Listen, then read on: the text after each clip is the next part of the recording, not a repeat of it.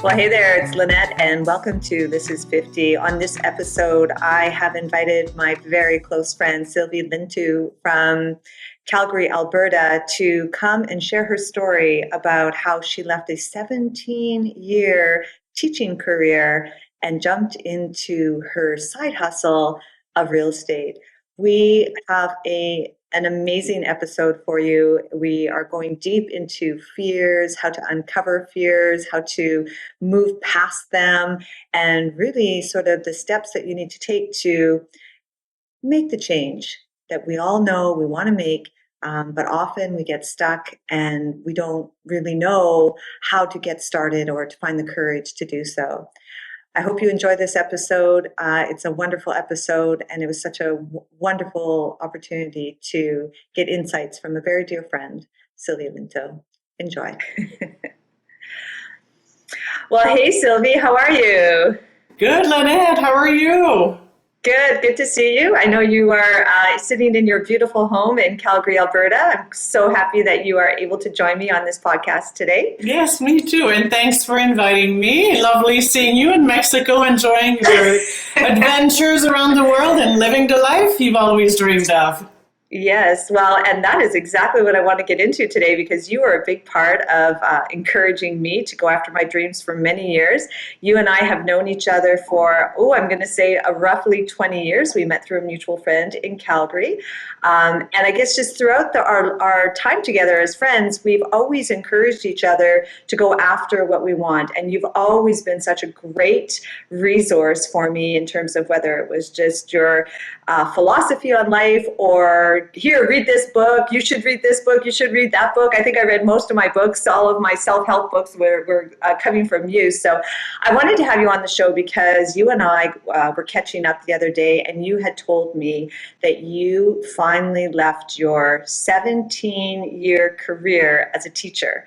And the story you told me was so powerful and so impactful.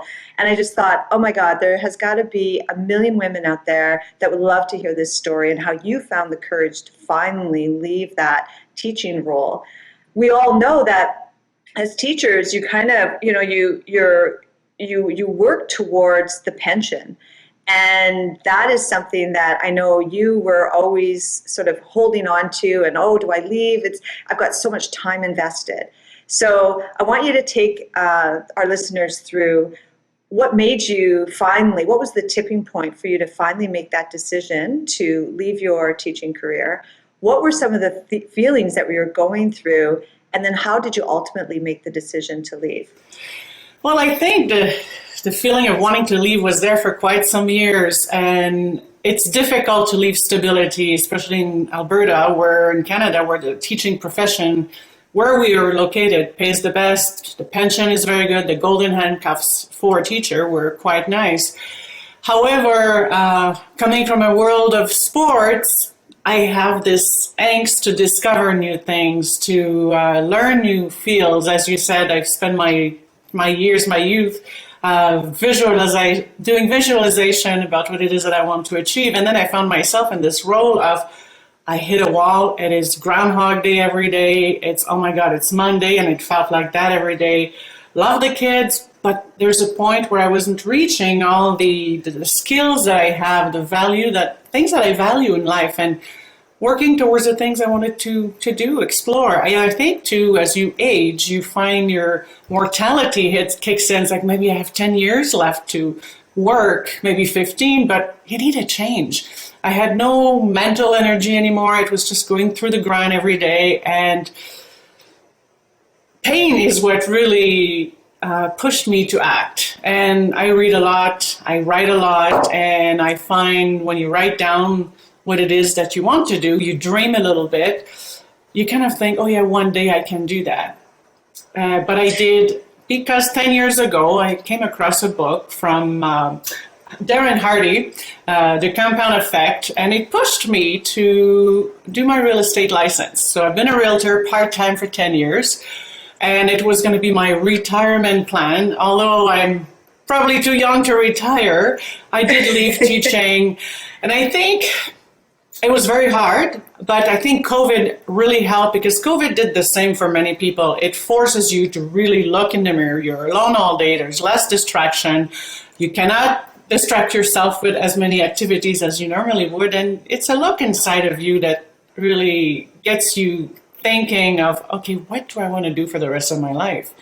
And for me, there are many careers I wanted to try. And it's like, I can't finish my career or to work another 10, 15 years doing the same thing.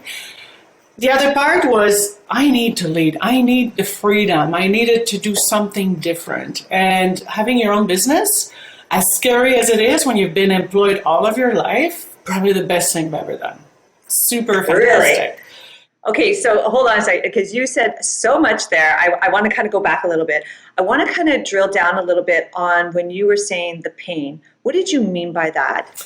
So my opportunity as a teacher is you continue teaching, and September to June is the same every year. You learn, I've taught so many things, the French, the Spanish, I've learned Spanish. I went to Spain to learn more Spanish. I've grown in terms of learning the things I taught, but in the end it was repetitive. It's the same thing, and I needed to grow in a role where I can lead and help others.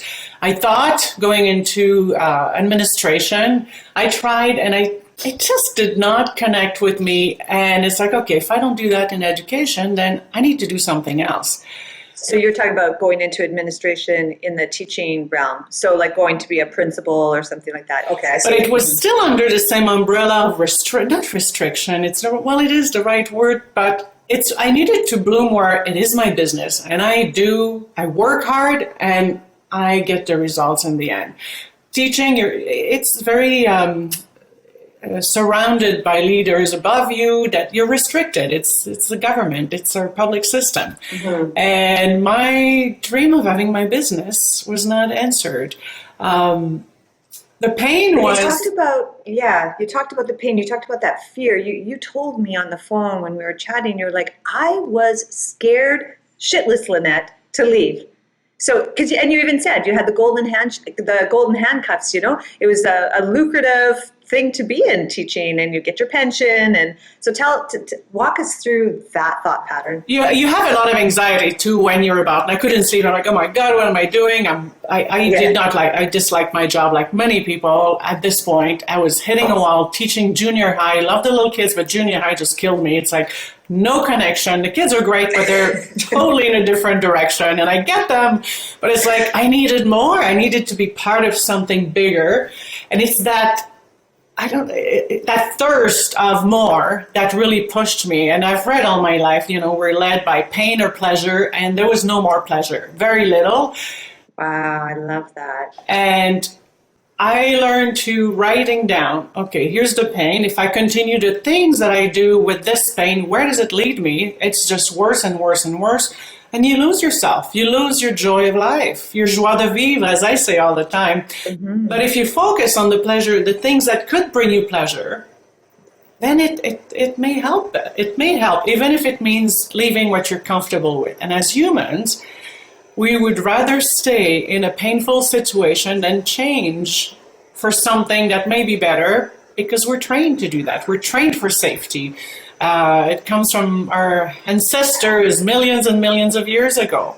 So, and again with menopause too, by the way, you hit a certain age, you don't sleep very well, everything is hitting you at the same time, and you want to change your life. It really is that pain of everything that inspired me too. And you look around you, and in some ways, those junior high kids, I would look at them and they're full of life. It's like, I miss me.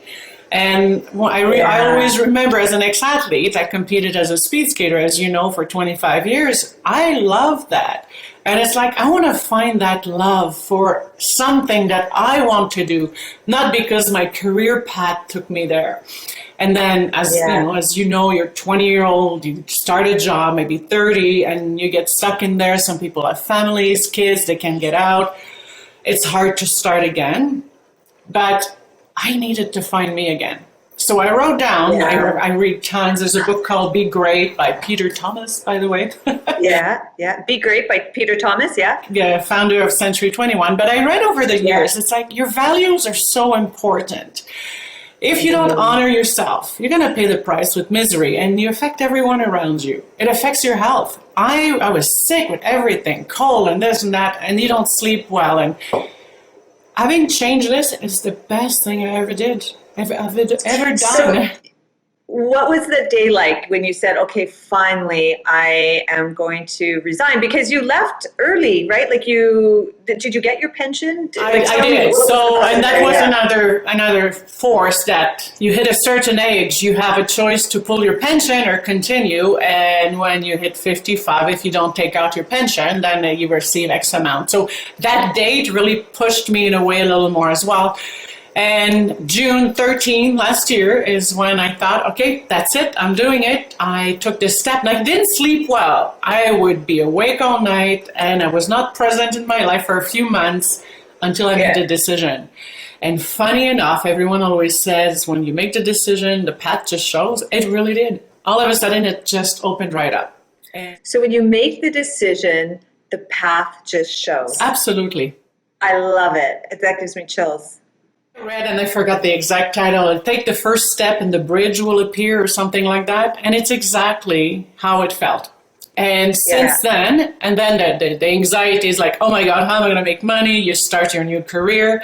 And the first 6 months are pretty much you're at the university of your new job, which is again very difficult because I'm used to being a master in my old profession, and you switch to brand new, and you're at the bottom of the barrel again. And it's difficult. Let's talk about that because, I think a lot of the time, like even in my day work, which is helping organizations do digital transformations, it's always about the people, right? And it's about getting people to let go of that investment that they've had in either that process or the technology or the way of just even showing up to work, their values. And, I have to get them to let go of that return on investment because they've spent years becoming an expert in PowerPoint or, let's say we're switching out from Microsoft Office to Google transformation tools. And it really was, well, hold on a second. I'm a master at Excel. I'm a master at PowerPoint. And now you're asking me to go and work on a new piece of technology. And that's sort of what you're saying here. You took your real estate license, but had you been really honing that craft. So now, what does that feel like at this stage? Because you're, like you said, you're kind of starting at the bottom. You are, and I'm going to say this, and I can give this advice. If you have a dream of something, starting small while you have your career, if it's feasible, doing it part-time like I did really helps. It made a huge difference in my career because I've done real estate for 10 years. Having said that, technology, speaking of technology, it's changed entirely in the last 10 years, how you do your marketing. I had to relearn everything, how to do social media, how to create a new website that was a good website, and so on. And what you do is one step at a time, just like you walk. And if you fall, you fall. And I said this many times to my students. If any of them listen to this, they'll laugh. But if you fall, just like a baby, when you're a 2-year-old baby, if you fall on your butt, you don't just sit there and cry because you fell. You get up and you try until it works. And that's really the philosophy that I've lived for the last, I'd say, 9 months now, where it's one step at a time. I remember I go to bed at night and I write down things I have to do, my plan. And I think that's a huge thing. Whatever it is you want to change, have a plan with objectives. Don't overload yourself with objectives, but daily write the things you've done towards your big plan. You're accountable to yourself. I tell you, for me, I do it for my workouts too. I go to bed at night, it's like, oh gosh, I missed a workout. The day after, I go work out.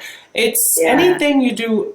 I find if you are accountable to yourself or someone else, it really helps. But coming back to what you're saying, one step at a time. Be patient with yourself. And even if you're not up there with the others, again, one step at a time. Surround yourself with people you can model, people who can help you and guide you. And you'll learn that not everyone has your best interest at heart. Yes, this is true too. And that's where you talk about taking ownership and being accountable to yourself.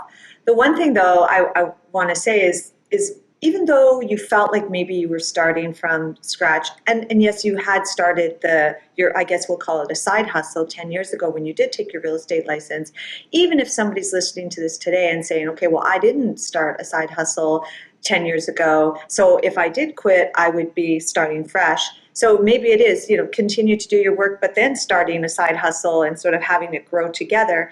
But the one thing I do absolutely know for sure is that now in our 50s, we can bring so much forward that we didn't have years ago. Confidence, lessons learned, knowledge, all of those things make a difference in starting something new. So you're much smarter and wiser than even 10 years ago. And you kind of, I think, can bring a lot of that sort of intangibles to your current real estate. It's a maturity that you can't buy. I mean, employers will hire different people. It could be career-wise. It could be in any aspects of your life. Is when you make a decision to do something later in life, you're more likely to succeed because your heart is in it. You're not just trying something. You know it connects with you and it's something you want to do. It's a choice. For me, having been a teacher and my background, the way I think is I need to help people. I'm thinking, how am I going to help real estate, selling houses? And I hadn't felt that connection yet with helping people until recently, where I was dealing with a family not in town, trying to purchase a condo, struggling to manage everything from a distance. And if I don't find this family a specific home by a specific time, they don't have anywhere to go. So I connected with that greatly, where I'm helping a person. And I wrote, again, I write a lot, thinking, how can I help people? I'm thinking working with seniors where, let's say there's a single person, a gentleman or a lady on their own, unable to take care of themselves or their home anymore. I think it'd be fantastic to jump in, take care of them, if they don't have children close by, maybe be the concierge service between their daughter or their son that's away, and do like project management of real estate. Not just, here's a house I sold, like cash my check and go. It doesn't connect with me. I need more than that. And I like that. I like how you're sort of niching down there. That's amazing, because that, I think, is interesting, because I think as we in our 50s and older, we start to look at things where, okay, I want to do it more with purpose than just action. And so your purpose is to help people, but then what was that sort of niche that you could niche down on? It sort of sounds like that's what you've done. Absolutely. And some people have, people have worked hard towards their investment, and this isn't just a transaction. I'm competitive as well as an ex-speed skater. I need to get them the best that I can, and I'm a tough negotiator, even though I have a big smile. And my clients' interests are what I fight for. And absolutely. Yeah. And if things don't work, I will find a way to get it done. Absolutely. I think when you have a goal, and I think real estate very much answers the way I've lived as an athlete all my life, is there's a beginning, there's an end, and what's the best way to bring my clients there? And if one thing doesn't work in anything in life, if you have a plan, you need to be able to assess where you're at, adjust, and recreate your plan until you have success. And I think a lot of people they stop before they reach that success, whatever that is. And I think I wrote something down earlier from Toho from 1850s. I got to find that because it's really cool. Is you need to walk confidently in the direction of your dreams, and you will meet with the success unexpected in common hours. And for me, I still remember when I was a kid skating, is you have this vision of going to the Olympics, and you train, you do whatever activities you need to do to bring you to your dream. Although I didn't make it to the Olympics, I had lots of fun, and I've learned so much with goal setting every day and being strong mentally when things fail. Is you have to have your eyes on that golden light ahead of your tunnel, and there'll be tons of obstacles. You deal with them, you move them aside, and you hang on to what it is you want to do. I think it's the best way. I love that. I mean, I'm a self-proclaimed always looking at the destination, and it's just been in this past year and a half that, okay, I have a goal. I know what that goal is. I live by this acronym. I've lived by this acronym since you gave me The Compound Effect by Darren Hardy 10 years ago to read. And I created this acronym, and I've lived by that acronym over the years. But the one thing I've realized is I'm now no longer just chasing the destination. I'm enjoying the journey along the way. And I know this can sound maybe a tiny bit fluffy, but it's to be in flow. And like you said, you're going to hit obstacles. And sometimes those obstacles are meant to take you into a different direction because we don't always know that destination. That's kind of where we're going, but it's not necessarily the end all and be all. And I'm really enjoying the journey now. Finally, in my 54 years of life, I'm finally enjoying the journey instead of the destination. In my 20s. Yeah, exactly. Okay, so Sylvie, what have you had any aha moments? Like any like, oh fuck, what have I done? I'll bleep that out.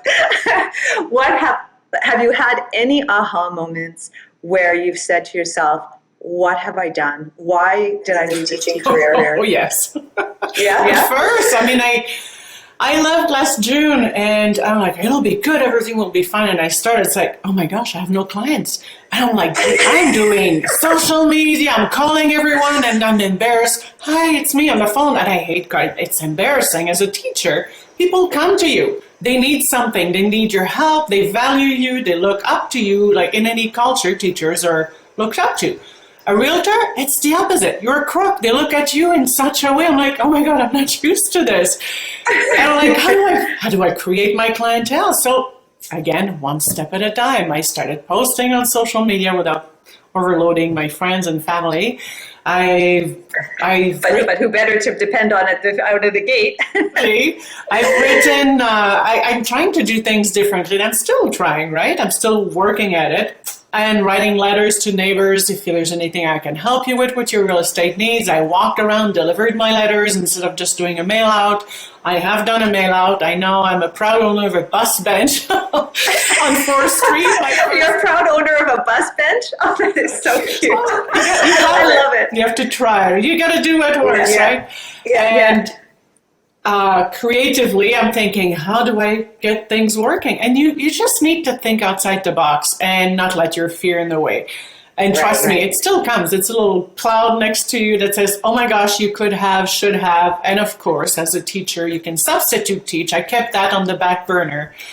So that was kind of your plan B. If this real estate thing doesn't work, I can be a substitute teacher. Not plan B. I actually no. I watched something, but I think it was Arnold Schwarzenegger one year did some sort of plan B video I saw on YouTube that was you should never have a plan B because when you have fear of not succeeding, it really is empowering to work hard to get to where you want. It helps you with your focus. If you have a plan B that's too easy to get back to, that would keep you from achieving, it's not a good thing.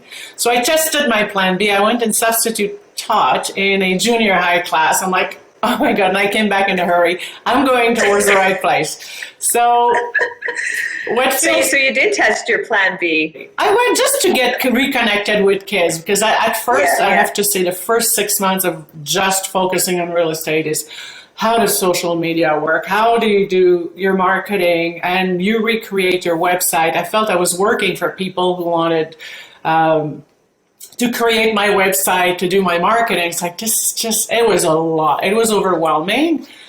But then I look at where I was at. I pulled out a journal that I had last year where I wrote down all the things that I should do, maybe brainstorming. And I reviewed that, I think it was last week. And it's like, wow, I've come a long way. And all of this, like, hey, I know how to do this and that now. And it's becoming easier. I love this. I love this. I love that you have been journaling along the way. And it doesn't have to be a 15-page journal entry every night when you go to bed. It can be like even one small paragraph. But to go back 6 months later and just to see how far you've come, even though, because it's those little baby steps, like you say, that are getting you towards the larger goal. So what can people expect? Like if you were, okay, and you're literally going to be talking to people that you don't know yet, around, okay, Sylvie, what would you tell them? What would be the 3 things that you would say are going to happen to them as they make this decision to potentially switch their career and to go towards something that is more purpose-driven? I'm going to step back from this if you don't mind. Okay. I will Yeah. tell you a few things that I think you should do that I think makes a huge difference so you don't waste your time and your money is know your values. Know who you are. I hired a psychologist and did a personality test, not a personality test, a career test and personality test. And I've read all my life, so I kind of know where I was at. I've done tons of reading. I think the reading you do on the field you want to go is important. If you change field entirely and you have zero knowledge, it's a bigger risk. So maybe if you go towards that destination, get familiar with your industry first. If it's, again, maybe it's not career related. There's a book that I'm going to recommend another book. It's called The Switchers, and this lady is a psychologist who focuses on helping people with their career.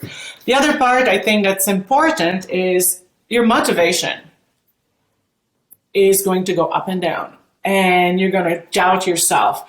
You need to surround yourself with positive thinking, things that will get you going. And again, there's another blog that I listen to. Now it sounds like a swear, but it's not. It's Unfuck Yourself. This guy, no, I forgot his name. I'll find Mark Manson, right? Mark. Oh my gosh, I forgot his name. I wrote it down somewhere. Yeah, it's Mark Manson. Yeah. So funny. Don't buy the book. Listen to him on an audiobook. The Irish accent is so funny. The humor. If you're doubting yourself and you're afraid, listen to this. Go for walks, tons of walks. It's fantastic. And again, as human beings, years and years ago, we process information better, stress, fear, whatever it is when we move. So I found walking, listening to things that would make me think and analyze, I guess, where I was coming from as you move is fantastic. And work out.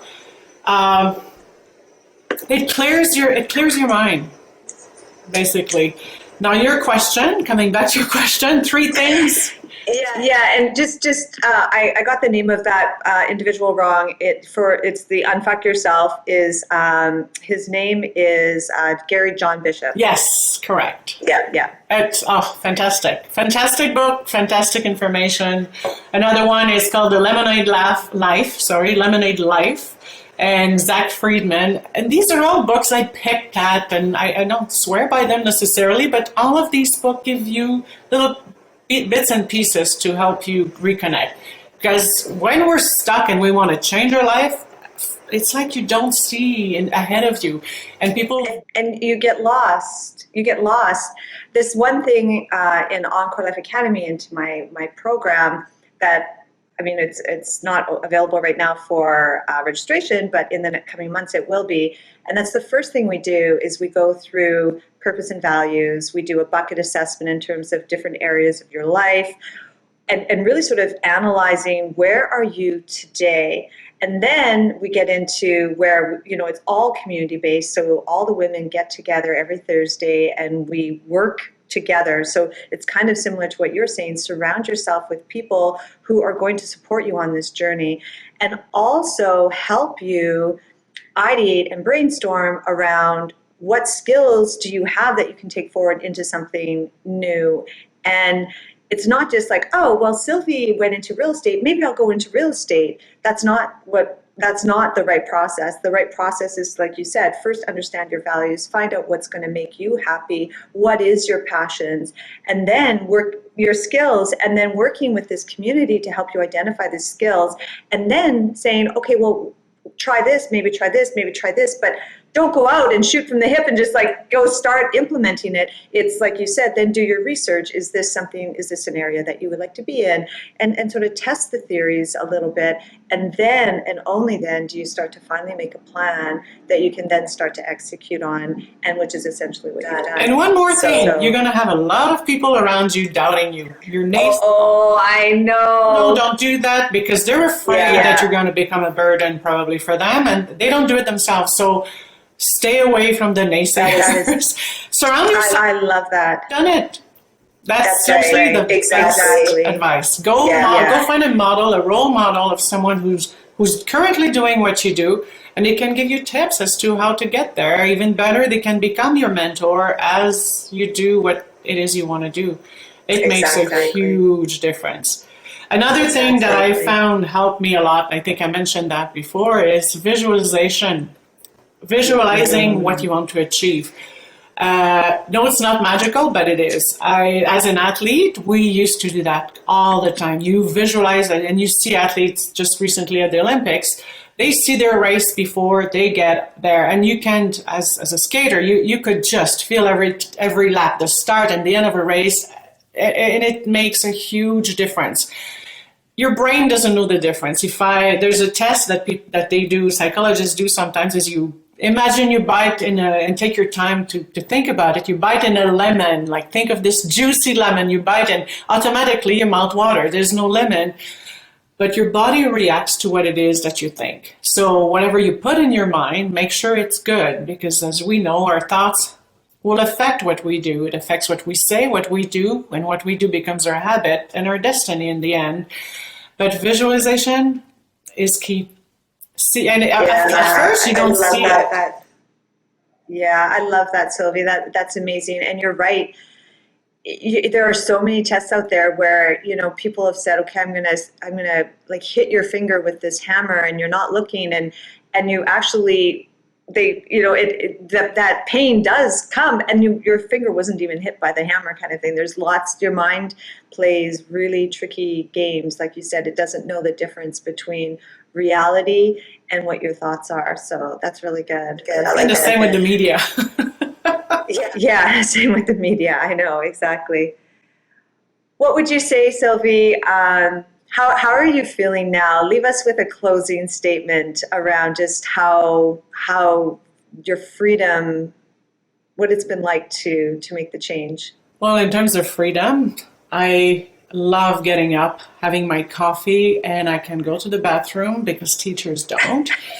But most importantly, it's the joy. Like, I'm happy again. I found me. I feel like I feel the same as when I was a kid, when I was skating. It finally feels I found me again. I'm loving what I do. It has so many different aspects that I didn't even think about, and it's great. It's a journey again. Love the adventure, and we're meant to grow. We're meant to have challenges, otherwise we die. Recently, again, I'm reading about this kind of tree, and I forgot where it was. They put a tree in a dome, and the tree was not exposed to the element, and because of that, the tree would die. And we're no different. We need to be challenged. We need to push ourselves, and only with difficulties do we grow. So you're afraid, that's okay. Life is full of uncertainties. Go out there and try it. The worst that can happen, you fail. And one more thing the thing that inspired me is I was one day super miserable, and I'm like, oh, poor me, my life isn't good. And I read something late at night on a Facebook post from someone, Facebook, that said, if you don't like where you are, move. You're not a tree. Yeah, such a simple message, It's so true. It's so true, but sometimes it just can feel so overwhelming. And I think I'm just going to go back to what you said about just have the larger goal, have the larger vision, but break it down. And it's just one step at a time, one foot in front of the next. And all of a sudden, you're sort of eliminating the risk.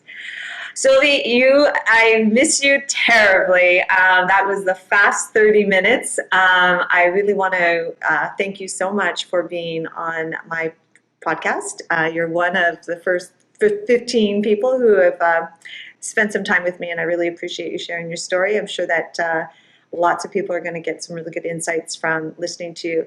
Where can people find you if they're looking for a help, Sylvie? Oh, my name is sylvielinteau.com, and you can send me a contact request in there or an email, and I would gladly help you with any real estate needs. There you go. All right, Sylvie. Love you. Good seeing you. Okay. Take care. Bye.